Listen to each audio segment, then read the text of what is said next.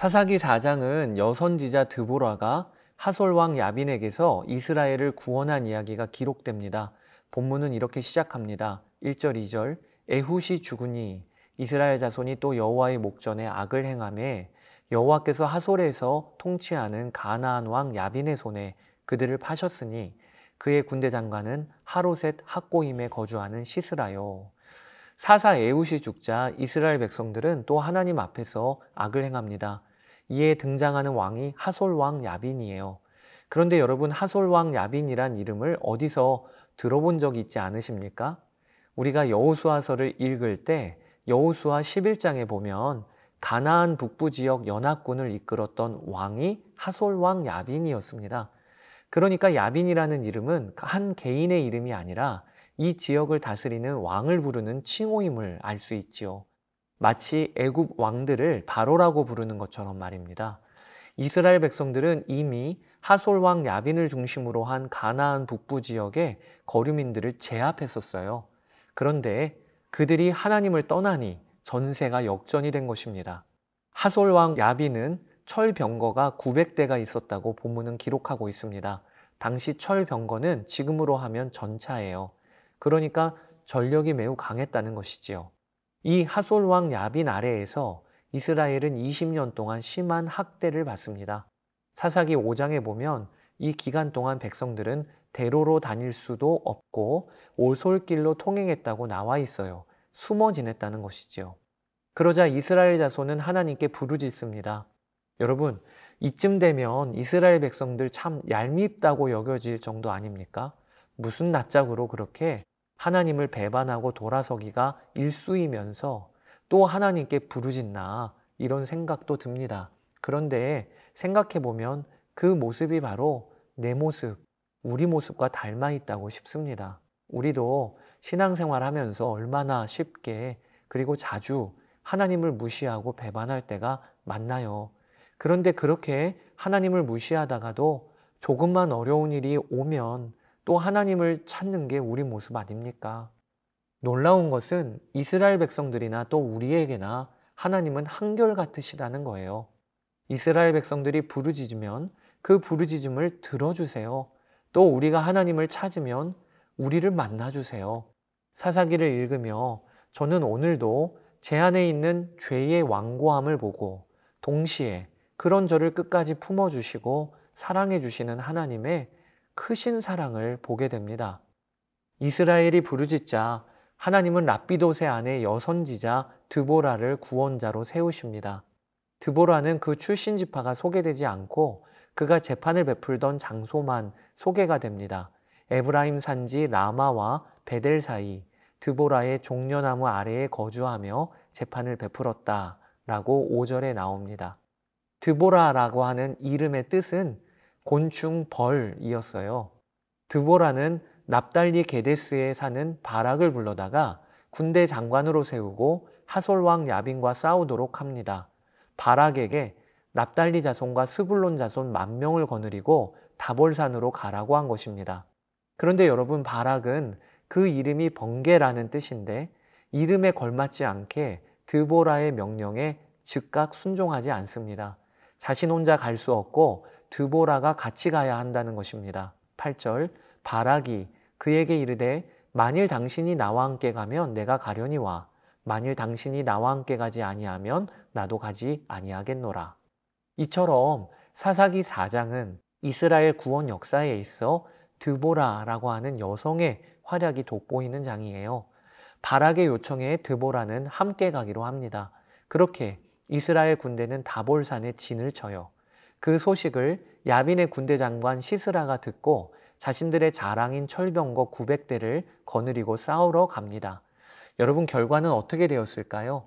본문은 이렇게 기록합니다. 14절 15절 드보라가 바락에게 이르되 일어나라, 이는 여호와께서 시스라를 내 손에 넘겨주신 날이라. 여호와께서 너의 앞서 나아가지 아니하시느냐. 여호와께서 바락 앞에서 시스라와 그의 모든 병거와 그의 온 군대를 칼날로 혼란에 빠지게 하시매 시스라가 병거에서 내려 걸어서 도망한지라. 하나님이 바락에 앞서 먼저 싸우러 나가셨고 바락은 결국 승리를 누리게 되었다는 것입니다. 여러분, 특히 그들이 싸운 지역은 기송강이 흐르는 지역이었어요. 사사기 5장에 보면 드보라가 이날의 전쟁을 노래하는데 이런 구절이 있습니다. 하늘이 물을 내리고 구름도 물을 내렸나이다. 기송강은 그 무리를 표류시켰으니 이 기송강은 옛 강이라 내 영혼아 내가 힘 있는 자를 밟았도다. 이런 구절들로 보아 우리는 전쟁이 어떻게 흘러가는지를 그릴 수 있게 됩니다. 하나님이 갑작스럽게 큰 비를 내리게 하셨고 기송강이 범람하게 되어 900대의 전차가 다 무용지물이 되게 하신 거예요. 이처럼 하나님의 손길 앞에 시스라는 병거를 버리고 도망을 칩니다.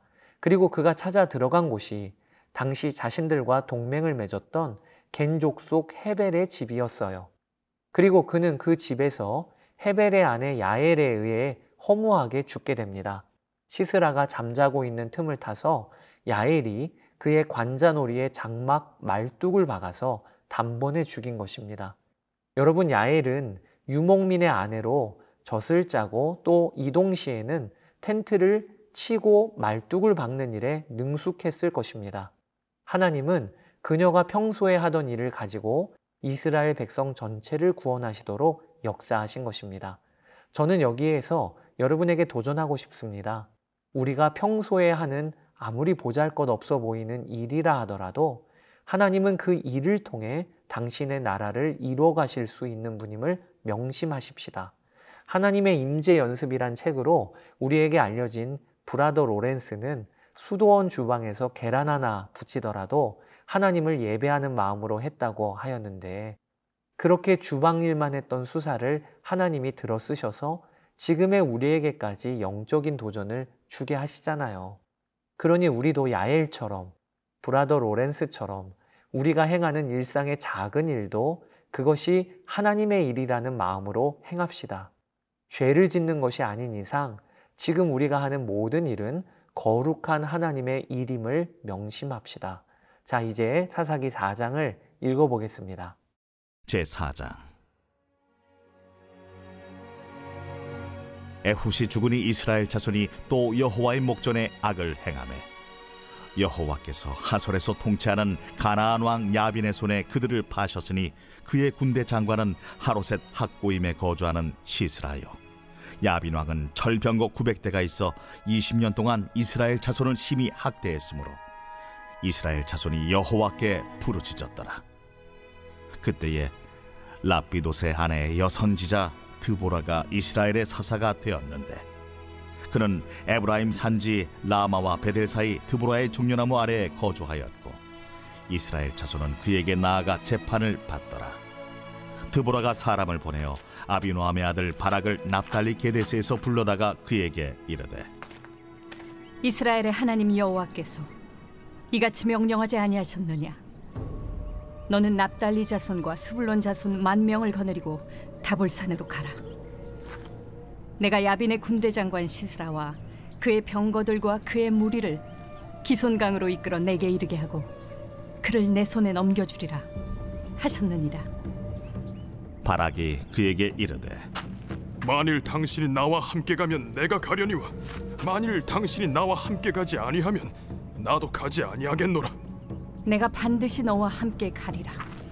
그러나 내가 이번에 가는 길에서는 영광을 얻지 못하리니 이는 여호와께서 시스라를 여인의 손에 파실 것임이니라 하고 드보라가 일어나 바락과 함께 게데스로 가니라. 바락이 스불론과 납달리를 게데스로 부르니 10,000명이 그를 따라 올라가고 드보라도 그와 함께 올라가니라. 모세장인 호밥의 자손 중 겐 사람 헤벨이 자기 족속을 떠나 게데스에 가까운 사하나님 상수리 나무 곁에 이르러 장막을 쳤더라. 아비노함의 아들 바락이 다볼산에 오른 것을 사람들이 시스라에게 알리매 시스라가 모든 병거 곧 철병거 900대와 자기와 함께 있는 모든 백성을 하로셋 학고임에서부터 기손강으로 모은지라. 드보라가 바락에게 이르되, 일어나라. 이는 여호와께서 시스라를 내 손에 넘겨주신 날이라. 여호와께서 너의 앞서 나가지 아니하시느냐? 이에 바락이 10,000명을 거느리고 다볼산에서 내려가니 여호와께서 바락 앞에서 시스라와 그의 모든 병거와 그의 온 군대를 칼날로 혼란에 빠지게 하시며 시스라가 병거에서 내려 걸어서 도망한지라. 바락이 그의 병거들과 군대를 추격하여 하롯의 탁고임에 이르니 시스라의 온 군대가 다 칼에 엎드러졌고 한 사람도 남은 자가 없었더라. 시스라가 걸어서 도망하여 겐 사람 헤벨의 아내 야엘의 장막에 이르렀으니 이는 하솔 왕 야빈과 겐 사람 헤벨의 집 사이에는 화평이 있음이라. 야엘이 나가 시스라를 영접하며 그에게 말하되 나의 주여 들어오소서. 내게로 들어오시고 두려워하지 마소서. 그가 그 장막에 들어가니 야엘이 이불로 그를 덮으니라. 시스라가 그에게 말하되 청하노니 내게 물을 조금 마시게 하라. 내가 목이 마르다.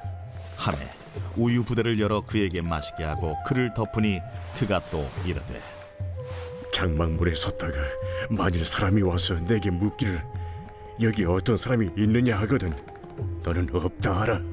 하고 그가 깊이 잠드니 헤벨의 아내 야엘이 장막 말뚝을 가지고 손에 방망이를 들고 그에게로 가만히 가서 말뚝을 그의 관자놀이에 박으매 말뚝이 꿰뚫고 땅에 박히니 그가 기절하여 죽으니라. 바락이 시스라를 추격할 때에 야엘이 나가서 그를 맞아 그에게 이르되 오라, 내가 찾는 그 사람을 내가 내게 보이리라. 바락이 그에게 들어가 보니 시스라가 엎드러져 죽었고 말뚝이 그의 관자놀이에 박혔더라. 이와 같이 이날에 하나님이 가나안 왕 야빈을 이스라엘 자손 앞에 굴복하게 하신지라. 이스라엘 자손의 손이 가나안 왕 야빈을 점점 더 눌러서 마침내 가나안 왕 야빈을 진멸하였더라.